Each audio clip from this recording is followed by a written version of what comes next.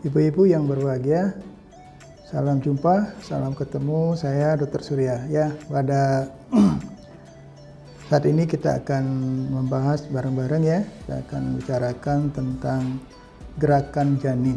Ya, nah seringkali gerakan janin ini menjadi sesuatu yang pertanyaan pada prakteknya sehari-hari. Seorang ibu hamil sering mengeluh gerakan janinnya. Pertama, belum dirasakan. Kedua, janinnya dirasakan menurun dibandingkan hari-hari sebelumnya. Nah, salah satu tanda bayi itu sehat bisa kita lihat atau dikatakan bayi itu sejahtera. Salah satu parameter atau indikator yang mengatakan bahwa bayi itu sejahtera adalah gerakan janin. Gerakan janin yang dirasakan ibu itu bervariasi setiap orang dan mulai dirasakan pertama kali pada seorang ibu hamil itu berkisar umur kehamilan 16 sampai 22 minggu. Rata-rata 16-18 minggu seorang ibu hamil itu sudah mulai merasakan gerakan anaknya atau gerakan janinnya. Nah, ada kalanya beberapa keadaan sering seorang ibu hamil itu mengeluh ya, tidak merasakan gerakan anaknya atau mulai merasakan gerakan anak itu menurun daripada hari-hari atau keadaan seperti sebelumnya. Nah, apa penyebabnya? Yang perlu diwaspadai adalah keadaan-keadaan di mana kondisi plasenta atau ari-ari di dalam mungkin mengalami penurunan fungsi, mungkin karena ada belitan tali pusat di dalam. Itu yang perlu menjadi perhatian yang lebih, kenapa gerakan janin itu menurun dirasakan oleh seorang ibu hamil. Nah, pada umumnya gerakan janin menurun itu secara umum bisa dikatakan kenapa dia menurun. Yang pertama, bayi itu sendiri sedang tidur di dalam. Ya, artinya di dalam kandungan, di dalam rahim, bayi itu juga bisa tidur ya. Dia rata-rata tidur itu bahkan sampai 20 sampai 40 menit per hari ya. Dalam keadaan dia suatu saat dia tidur 20 sampai 40 menit dalam keadaan tertidur tertentu itu, seorang ibu hamil tidak akan merasakan gerakan janinnya. Nah, dalam keadaan seperti ini itu adalah hal yang normal atau yang wajar. Jadi bayi itu juga tidur di dalam dalam rahim tentunya. Nah, kedua yang kita waspadai atau dalam keadaan tertentu adalah dalam keadaan ibunya sedang beraktivitas, di mana dalam keadaan aktivitas tersebut mungkin bayi itu kurang dapat asupan zat gula sehingga dia malas untuk bergerak ya. Artinya ada aktivitas di mana dibutuhkan oksigen, energi katakanlah disembuhkan ke ibu ke janin yang berkurang, sehingga gerakan janin pun akan menurun. Nah, yang ketiga dalam keadaan ibu yang kurang makan. Ya, jadi ibu hamil yang malas untuk makan, kurang makan, asupan kalorinya kurang, zat gulanya kurang, sudah tentu ini akan berdampak atau berimbas ke bayinya, di mana bayi sudah tentu akan kekurangan juga asupan energi atau kalori atau zat gula, sehingga bayi itu malas untuk bergerak atau kurang aktif bergeraknya di dalam rahim.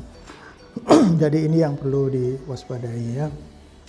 Nah, keadaan-keadaan lain misalnya ada belitan tali pusat di dalam ya, ada lilitan tali pusat itu juga bisa terjadi pada bayi yang di dalam, artinya bisa terjadi di leher, di badannya, di tangan, di kaki dan sebagainya. Jadi belitan atau penekanan tali pusat ini akan mempengaruhi aliran darah utero-plasenta ya, dari rahim ke plasenta yang selanjutnya ke bayi. Jadi dalam keadaan aliran darah menurun, sudah tentu akan membawa dampak pasokan oksigen, pasokan nutrisi atau kalori ke bayi itu juga akan menurun, sehingga bayi itu kurang mendapat asupan, kurang mendapat zat gula, sehingga malaslah dia bergerak di dalam. Nah, itu yang bisa terjadi dalam keadaan ibunya belum makan atau kurang asupan makanannya. Kemudian dalam keadaan yang lain itu misalnya dalam keadaan letak janin atau posisi janin. Kalau letak janin ini di anterior, ya di depan artinya ya, jadi dia menghadap ke punggung ibu, posisi janinnya itu sudah tentu gerakan janin itu tidak akan langsung dirasakan oleh ibu hamil tersebut di bagian perutnya di depan ya. Kemudian berikutnya letak ari-ari, letak plasenta.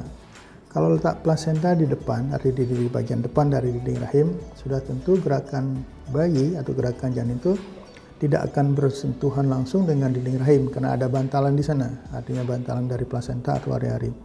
Itu yang menyebabkan gerakan janin itu tidak langsung dirasakan oleh ibu tersebut. Jadi dia akan merasakan gerakan janin yang belum waktunya atau kurang dari biasanya. Nah, keadaan-keadaan lain misalnya dalam kondisi yang berbahaya. Nah, kondisi berbahaya ini yang perlu kita waspadai lebih cermat. Dalam arti misalnya ibunya terjadi pasokan oksigen, pasokan nutrisi atau suplai oksigen aliran darah dari uterus atau dari rahim ke plasenta itu berkurang. Misalnya pada keadaan-keadaan penyakit tertentu pada ibu hamil ya. Misalnya pada ibu hamil yang menderita hipertensi dalam kehamilan atau preeklamsi, eklamsi ya. Ibunya mengalami sesak napas atau dalam keadaan misalnya katakanlah serangan asma ya. Ibunya ada kencing manis atau diabetes mellitus dan penyakit-penyakit medis lain yang berpengaruh kepada perfusi atau aliran darah dari rahim ke plasenta. Nah, ini yang mengakibatkan juga terjadinya istilah kita insuf plasenta atau insufisiensi plasenta, artinya plasenta artinya kekurangan asupan atau sirkulasi darah di uteroplasenta itu akan terganggu sehingga pasokan oksigen ke bayi juga akan menurun. Jadi bayi akan bisa istilah kita mengalami hipoksia ya, kurang oksigen dia di dalam, sehingga bayi itu akan malas untuk bergerak.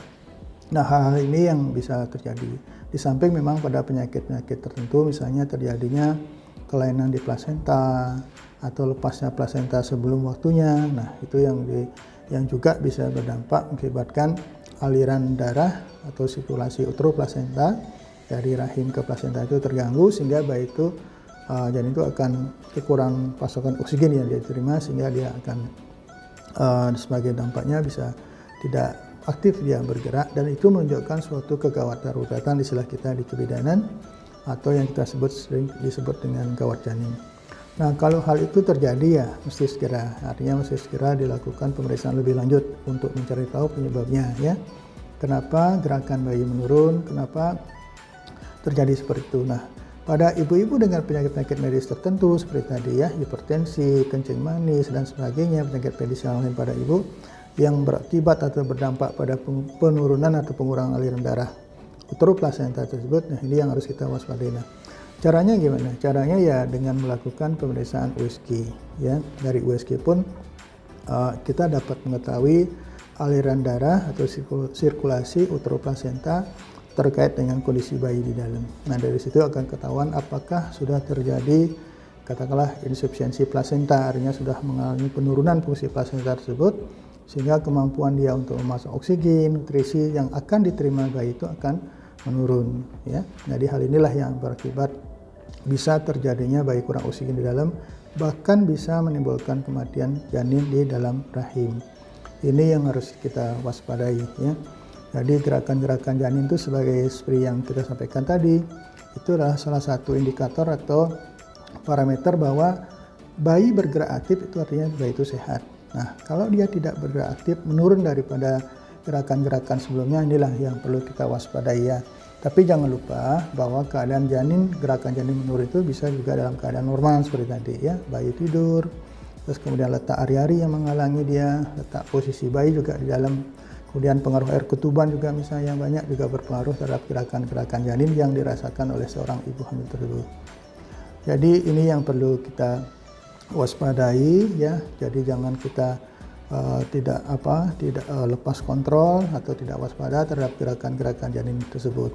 Sehingga pada setiap kesempatan seorang ibu hamil yang melakukan pemeriksaan kehamilan, selalu kita bertanya ya, sebagai seorang petugas selalu kita bertanya bagaimana gerakan janinnya, apakah aktif, sehat, dan sebagainya ya. Termasuk apakah ada perdarahan atau keluhan lain yang bisa terjadi selama berlangsungnya proses kehamilan tersebut. Baik ibu-ibu hamil yang berbahagia ya, saya kira pembahasan kita tentang gerakan janin, kenapa gerakan janin itu belum dirasakan, kenapa gerakan janin itu menurun dirasakan oleh seorang ibu hamil, saya kira itu yang dapat kita bisa sampaikan. Mudah-mudahan ini meningkatkan pemahaman ibu-ibu hamil akan pentingnya mengetahui, memantau gerakan janinnya secara mandiri di rumah. Ya, dalam arti tidak mesti harus gerakan janin atau keadaan bayi itu, kesehatan janin itu harus selalu dilakukan USG, enggak. Salah satu parameter atau indikator bahwa bayi itu sehat adalah melihat atau merasakan gerakan janin yang dikandung tersebut. Baik, saya kira itu. Sampai jumpa dalam lain kesempatan dengan topik yang berbeda. Terima kasih.